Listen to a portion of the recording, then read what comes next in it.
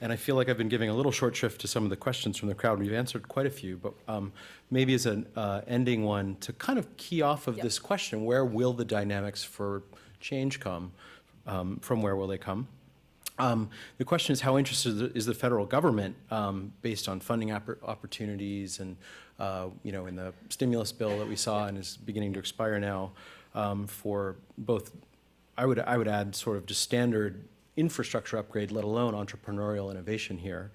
I'll tip my hat, obviously, or show my cards rather. It seems that it's winding down, that we're entering a period where the onus is really very much more on the private sector and community cultural change to drive this happening. Exactly. We can't expect it from DC. Would you agree? And will we get there from here if not?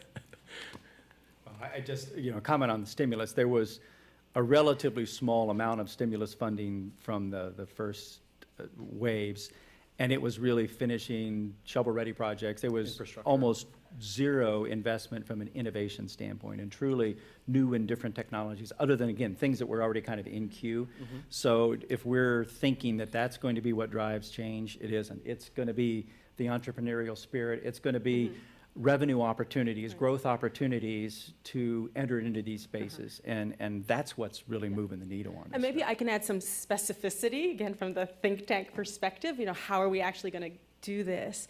I think we do need to assume that at the federal level, there are $0 going on, and anybody who's there, people are welcome to spend their time trying to get the federal government to, but we have to assume, and this is also true on clean energy and anything else in our society, there's $0 to spend. So the change has to come from somewhere else. We can't expect the federal government to pay for this because it can't. One thing to do is to increase the amounts of disclosure and to use the private sector. I think there are many private sector organizations, associations, et cetera, that are increasing disclosure, but increasingly the SEC is looking, for example, into fracking and other areas, but there's the Water Disclosure Project, there's the Timber Disclosure Project, there are associations that are looking at sustainable this and that, palm oil and so on and so forth.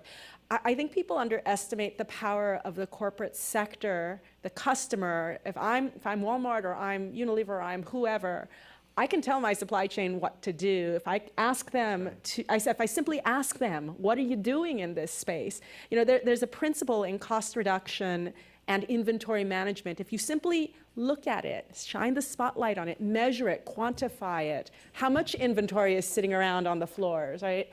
It miraculously fixes itself just by looking at it by 5 to 10 to 15%. That happens over and over and over when you do cost reduction exercises. I'm fully convinced that simply increasing transparency, and corporates are doing this today. That's another sign of optimism. Corporates are looking at their footprints. Now, the methodologies aren't there. We're in an early stage. It doesn't go all the way down. But I think that once we get that mobilized, that's the biggest lever that we have, personally.